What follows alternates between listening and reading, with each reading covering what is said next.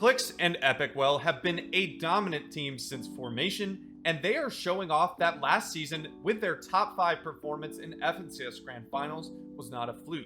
In today's video, we're going to break down how they won FNCS Qualifier 1 Finals, beating out even Peterbot and Pollo. Clix and EpikWhale, just like last season, are landing at Lavish Lair. This particular drop, when uncontested, is incredibly strong. There is a ton of loot density here, especially for one duo, but a huge advantage to this drop has to be the fact that it has a ton of ammunition. This is incredibly crucial at the highest levels of Fortnite to ensure that you can get Storm Surge. And fortunately for them, they're going to manage that a little bit later. But they also maximize this POI by using the vending machine, which ends up spawning gold shotguns. They do this by simply getting shield breakers, throwing them at the vending machine, and then using the gold to purchase a gold shotgun for him and Epic before they move on to the next phase of their game. EpikWhale and Clix both now have a significant amount of ammunition and good shotguns. However, there's still two things that they need to manage for their game plan. One is Surge, and they need to get metal.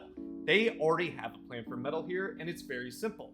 They simply go out to the vault that's close to their POI, box up it on wood, and then wait for it to pop.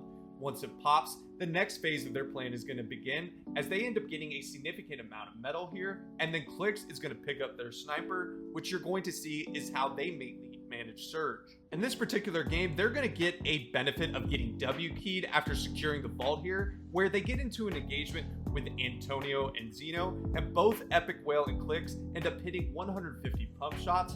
However, smartly, after they end up getting around 350 to 400 Surge on this team, instead of continuing to fight them, where they already have a significant amount of loot density and heals by returning back to the vault after getting their shields cracked, they decide to leave and let the other team have it since they got what they needed. In the rest of the mid game, you're going to see what their plan is for Surge. Typically, EpikWhale and Clix like to sit in bushes and not build and look for sniper shots or tags. And obviously, Clix, being one of the best snipers in North America Central, is going to use his sniper here as much as he can to get 116 tags or headshot snipes so they can easily be prepared for Surge. And throughout this game, they end up getting a couple of snipes on rotation, and the fact that they got into an engagement earlier has their Surge well managed for this endgame. Let's take a look at this rotation in 7th zone. They have a maximum pull, and there is a significant amount of teams on this edge. Instead of just waiting around though, they make the aggressive decision to essentially rotate almost instantly as zone pops, and this is aided by the fact that they end up getting a little bit of the dash feature from a river. They eventually end up getting established well into zone without taking any damage on this maximum distance rotation, which is really going to set them up for this endgame. In the 8th zone, after getting established, Clix and EpikWhale are going to show the importance of playing aggressive. They see that this opponent in front of them gets finished, and instead of waiting around, they decide to make the aggressive play to go for the loot.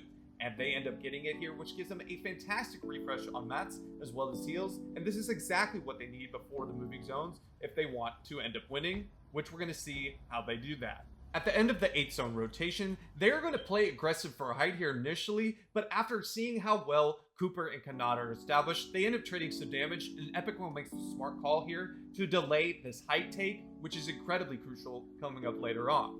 At the start of 9th zone, after trying to make that height attempt, they end up getting a free elimination on this opponent who's getting third-party to cross their box. They already have a decent amount of materials, and there's no point here to try and reclaim this refresh, but this is going to still be obviously helpful in the points category.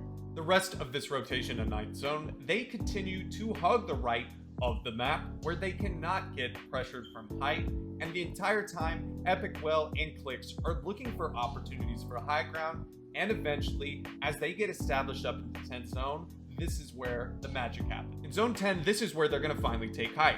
As you've seen throughout this entire endgame, they have been trying to find a perfect time to take height, and they finally find it. EpikWhale uses this ramp to peak height, they pop a fizz, and eventually get right up onto the lair, which Kanata and Cooper on. Clix is going to end up hitting a little bit of damage as well as EpikWhale, and Clix is really going to be the catalyst here on why they take height.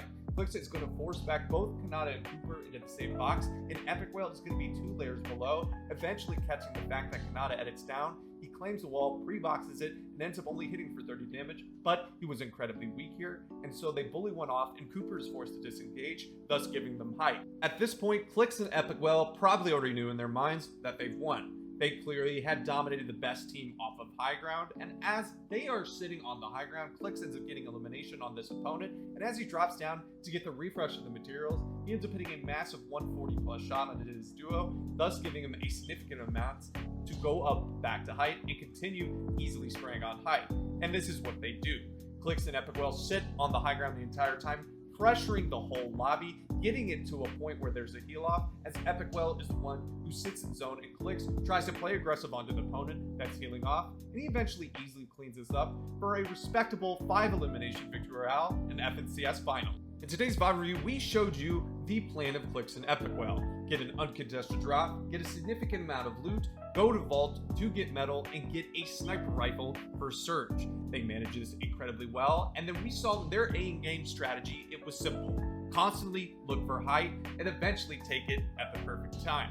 Well guys, that's going to do it for today's VOD review. I hope that you guys did enjoy. If you did, please drop a like on this video, hit that subscribe button, and turn on post notifications. And I hope I'll be seeing you in the next one. Peace.